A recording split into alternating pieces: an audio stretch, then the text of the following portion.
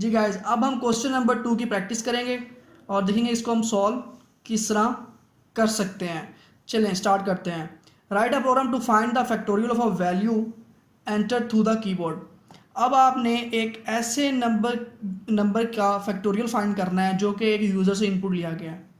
Factorial find करना आता होगा, अगर नहीं करना आता तो बता देता हूँ मैं। मैथ के अंदर अगर मैंने 4 का फैक्टोरियल फाइंड करना है, इसको हम इस तरह शो करवाते हैं। अगर इसका फैक्टोरियल फाइंड करना है तो क्या होगा, इसको हम रिवर्स लेके जा सकते हैं या फॉरवर्ड लेके जा सकते हैं। 4 को हम 3 से मल्टीप्लाई कराएंगे और 3 को फिर हम 2 से करवाएंगे। नेक्स्ट 2 को हम 1 से करवाएंगे। तो इसका आंसर आपके पास 4 3 ज़ा 12, 12 2 ज़ा 24, 24 1 ज़ा 24। तो आपके पास 24 आंसर आता है 4 के फैक्टोरियल का। तो इसका हमने एक सिंपल सा छोटा सा प्रोग्राम बनाना है। चलें स्टार्ट करते हैं, अपना नेटबीन्स ओपन करते हैं। जी गाइस, अब यहाँ पे हम सबसे पहले एक यूज़र से इनपुट लेनी है। स्कैनर क्लास का ऑब्जेक्ट बना लेते हैं।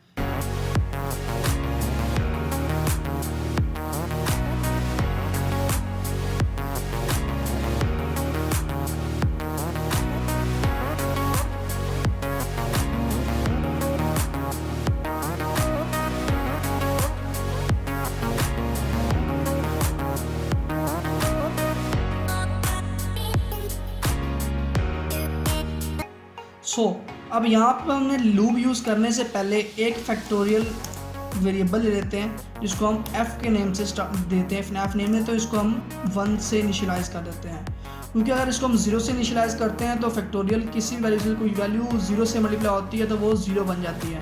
तो इसलिए फैक्टोरियल को हमने 1 रखा है ताकि 1 से जो भी वैल्यू मल्टीप्लाई होती जाएगी इसके अंदर सेव होती जाएगी। चलें अब यहाँ पर हम लूप लगाते हैं। For int i is equal to 1, i smaller than n equal to. अब कहाँ से यहाँ पे क्या कंडीशन लगेगी, यहाँ पे ये कंडीशन लगेगी i तब तक चलता रहे, लूप तब तक चलती रहे जब तक वो गिवन नंबर जो इनपुट दिया गया उससे स्मॉलर ना हो जाए। वो इनपुट नंबर हमारे पास क्या n है, तो यहाँ पे i क्या करता रहे प्लस प्लस। सो यहाँ पे हम लूप के अंदर यहाँ पे आके अपने लूप्स का वर्क स्टार्ट करेंगे। जी, अब फैक्टोरियल फाइंड करने के लिए हम क्या करेंगे, f इज इक्वल टू करेंगे f स्टैरिक क्या कर लेंगे यहाँ से i। तो ये हमारे पास फैक्टोरियल फाइंड करने का छोटा सा फार्मूला लगा दिया है कि f के अंदर आपके पास पहले ही 1 पड़ा हुआ है। जब i की वैल्यू 1 आएगी, यहाँ पे 1 से 1 मल्टीप्लाई होगा तो f के अंदर आ जाएगा। फिर नेक्स्ट 2 से 1 मल्टीप्लाई होगा तो f के अंदर 2 आ जाएगा। उसके बाद नेक्स्ट आपके पास थर्ड वैल्यू आएगी तो f के अंदर 2 पड़ा होगा पहले ही, तो 3 2 ज़ा 6 बन जाएगा। इससे आपके पास लूप चलती जाएगी। चलें अब यहाँ पे हम इसकी आउटपुट ले लेते हैं। System dot out dot println, यहाँ पे कहते हैं फैक्टोरियल। तो यहाँ पे हम आउटपुट किसकी लेंगे, हम f की। चलें अब इसको हम क्या करते हैं, रन करते हैं।